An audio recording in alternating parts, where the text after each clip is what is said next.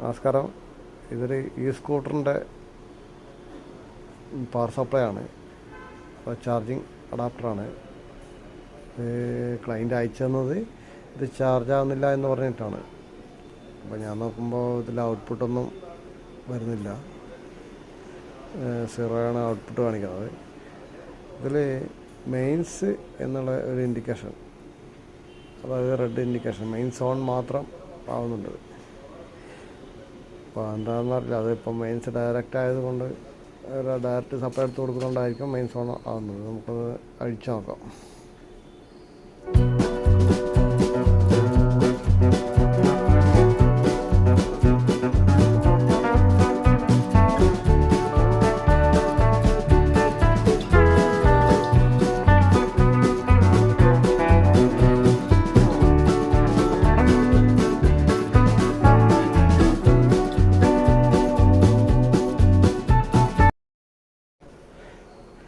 അപ്പോൾ ഇവിടെ നോക്കുമ്പോൾ ഇവിടെ ഇതൊക്കെ അടിച്ച്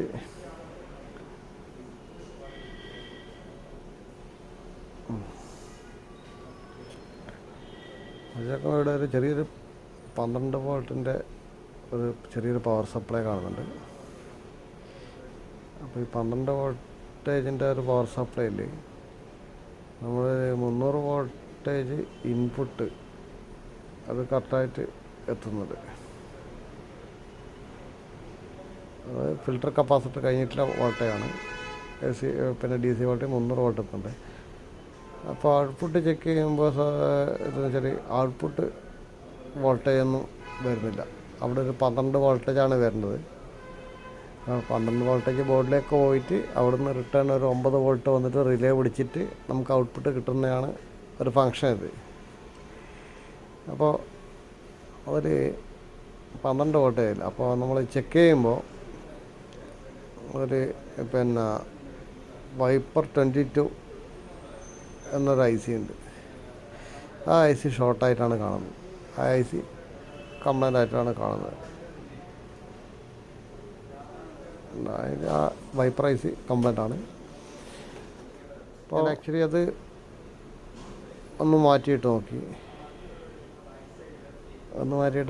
അതിൻ്റെ റെസിസ്റ്ററും കാര്യങ്ങളിലൊക്കെ പോയിട്ടുണ്ടായിരുന്നു. അതൊക്കെ മാറ്റിയിട്ടൊക്കെ മാറ്റിയിട്ടാക്കിയിട്ടും പിന്നെ അത് ജസ്റ്റ് ഒന്ന് ഓണായി കുറച്ച് നേരം കഴിയുമ്പോൾ തന്നെ അത് അടിച്ചു പോകുന്ന ഒരു ഇതാണ്. അപ്പോൾ വെച്ചാൽ അതിൻ്റെ ഫിൽറ്റർ ചോക്ക് കംപ്ലൈൻ്റ് ആയിരുന്നു.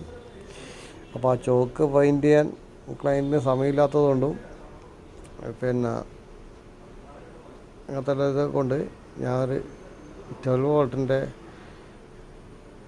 ഒരു SMS ഡ്രൈവർ 12 വോൾട്ട് ഡ്രൈവർ ഒന്ന് വാങ്ങിയിട്ട് ജസ്റ്റ് ഒരു പരീക്ഷണമാണ്.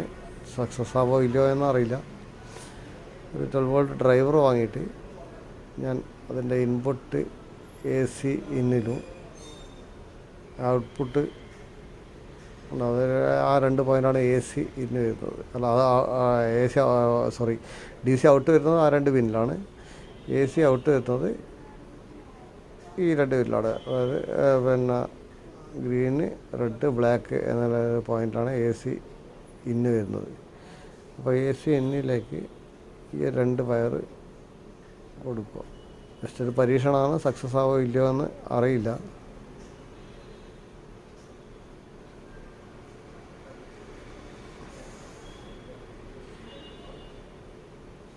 സക്സസ് ആയ ഭാഗ്യം. എല്ലാം ഒരു പരീക്ഷണമാണല്ലോ. നമുക്ക് കൊടുത്തു നോക്കാം. AC കൊടുത്തു. ഇനിയിപ്പോൾ അതിൻ്റെ ഔട്ട്പുട്ടായ DC വോൾട്ടേജ് ഞാൻ നേരെ അതിൻ്റെ അതായത് ആ ചെറിയ പവർ സപ്ലൈയുടെ ഔട്ടിലേക്ക് കൊടുക്കുകയാണ്. ഫിൽറ്റർ കപ്പാസിറ്ററിനാണ് കൊടുക്കുന്നത്. അതിൻ്റെ ഉൾപ്പെടെ നമ്മൾ മറ്റേ അതിൻ്റെ പ്രൈമറിയിൽ വരുന്ന കണക്ഷൻസ് ഒഴിവാക്കണം. അതിൽ മൈനസ് കൊടുത്തു, അവിടെ പ്ലസും കൊടുത്തു.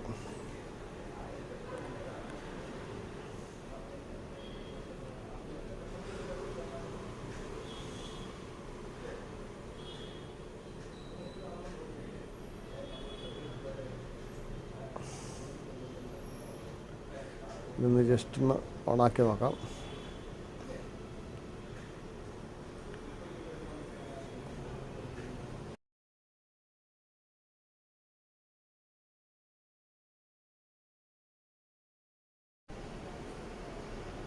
ഓക്കെ, ഓണാക്കി ജസ്റ്റ് 28 വോൾട്ടേജ് സെൻസിങ് വോൾട്ടേജ് വന്നു.